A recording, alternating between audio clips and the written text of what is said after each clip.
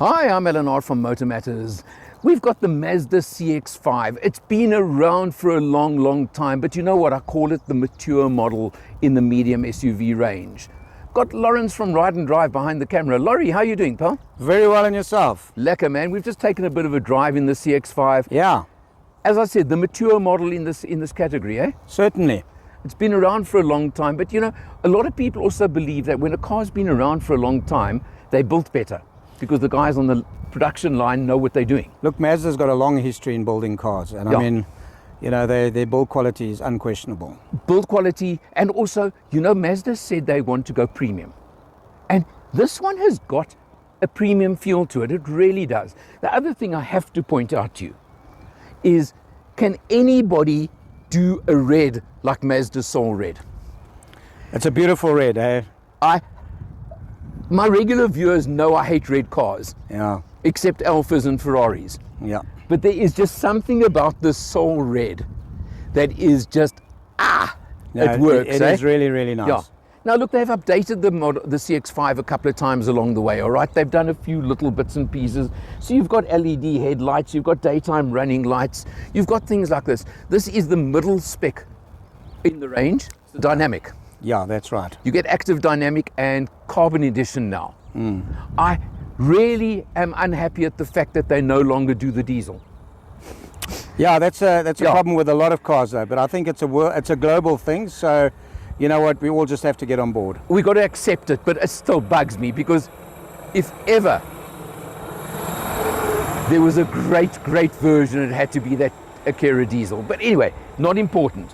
What you get on the dynamic now is you get nice 19-inch dual tone alloy wheels. I mean, they look good, don't they? Absolutely beautiful. And you get keyless entry, Yep. which pops the mirrors out as you can see, and you get leather trim. So all very nice. I mean, Yeah, and if you sit in the back, yeah, I mean, plenty of room. lots of room in the back. You've got an aircon vent in the back over there. And by the way, last time I had a CX5 on test, I commented it didn't have USBs in the back. But you know there's USBs there in the center armrest. Yeah, there you go. Look at Okay. Now what I've got to comment on, just by the way, because I see over there, is in the front, the USBs are USB-Cs only. No USB-A. I'm sorry, I'm still old-fashioned. I'm still running on USB-A. that. Showing So- your age now, Al. I know. You had to say that, didn't you? Absolutely. But it is a bit of an issue to me because it meant I couldn't link Android Auto, etc. on this car. So a bit of a pain, but anyway. Then again, now let's have a look. We're coming around the back. You've got these distinctive little tail lights on the CX5 that have been a standout feature. They look good, they look effective. Maybe middle spec, but how's that? You still get, Yeah, very cavernous boot. yeah, big boot. I mean, it's massive. Well, hang on, Oh my come God. on. Okay, What are let's we gonna do do? the old Allen test. Allen test, of course. Yeah. What do you say, Laurie? 1.5 Allen? Yeah, I'd say definitely. Definitely a 1.5 Allen, eh? Depends on the time in the week, you know. Sometimes you've got a few less kilos on you. That's true as well. Also, interesting that Mazda do this parcel shelf that attaches to the tailgate. So it gets out of the way when you open, as opposed to those ones you've got to flip yourself. Another nice feature, kaboom! Did you see that? I hope the camera saw it. Well, come behind me. Let's show you again.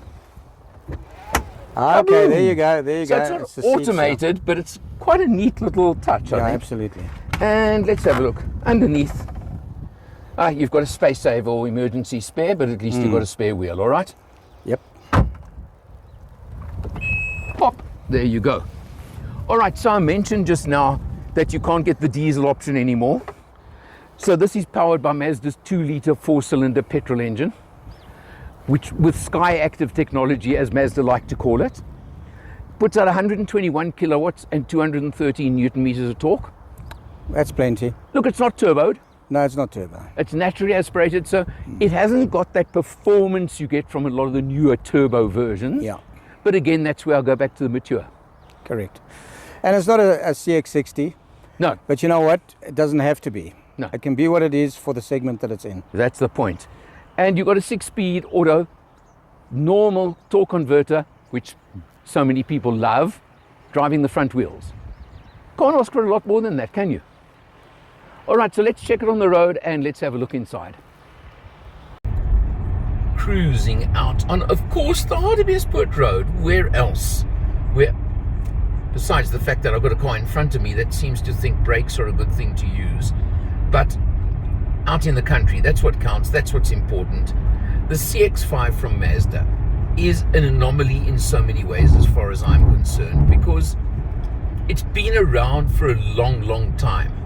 Yes, and you look at things like the center screen, the infotainment screen, you realize that does show its age a little bit as well. So yes, there are a few little cues to it showing its age, but then again, maybe it's showing its maturity, because the CX5 it feels premium, it feels solid, it feels quality.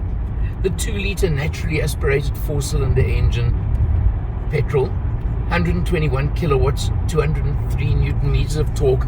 It's a 6-speed conventional torque converter automatic gearbox, which can rev a bit high sometimes in my book, but I've said that about Mazdas for a long, long time. But this car just feels solid to me. It really does. Obviously, they can't quite compete with the Chinese brands on pure value for money. We know that. And the fact that it hasn't got a turbo engine, so it hasn't got the urgency of performance, can I call it, of many of its competitors. But it just is, maybe it's the mature version. Maybe that's a good word for it. It just feels like it belongs. It feels like they've made a few little touches and changes and updates along the way, but it's a familiar old friend. And if you think how many times over the last, I don't know how many years, we've had a CX5 on test, that's exactly what I think it is. So you've got the screen over here in the center. Now, you could say it's plucked on top for a change, and it's a bit smaller than I'd like, but you know what? It does the job. And for example, it's got a decent reverse camera. Those are the important features. Nice resolution there. Yeah, good resolution on the camera. Isn't that what you want? So I'm happy with it. It's not unbelievable, but it does the job. Your aircon, you've got dual zone climate control with buttons that you can press, thank you very much, and a knob that you can turn for the temperature, not on the screen. And then you come down, as I said, standard torque converter automatic. You've got a little button over there for sport mode. I think I've said many times before, when it comes to Mazda, I don't like sport mode. The engine is already a touch buzzy, and all it does is scream at you if you put it into sport mode. I did do that a little bit. Just leave it alone. Electronic parking brake, thank you very much. And you've got the scroller here for the infotainment system, which harks back a little bit and possibly shows the age again. But okay, I'm going to live with it. Nice touch over here is a volume knob. Yep. Okay, again, just nice. Laurie, if I tell you that this model is priced at 601,000 Rand right now. Excellent pricing. Yeah, in the category.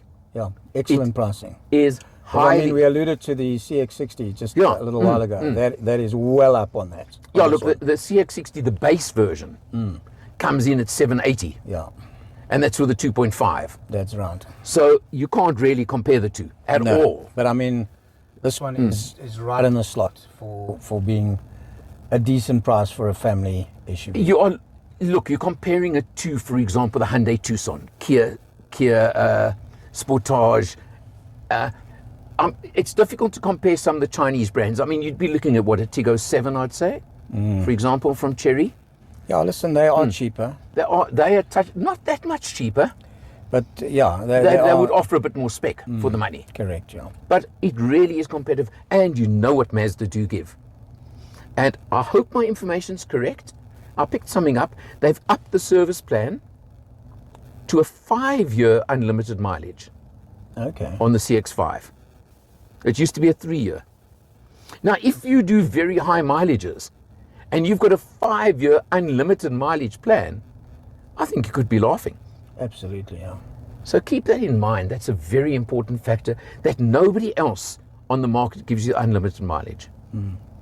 Overall, Laurie, how many stars would you give this out of 5? I think it's a solid 3-star, huh? I'm going to go more like 3.5, sir. Okay. All right. I will bow down to your. Okay. You've had it for a couple of more days than I've had it for, Yeah. so I will bow down to your knowledge on that. But my summary is solid offering in the market. Correct, solid. That's I- the operative word. I think that's a good word for it, eh? Yeah. So overall, that's our summary on it. Laurie's comments as well from Ride and Drive. Thanks, Bill. Thank you. So for Motor Matters, I'm Eleanor. I'll see you next time.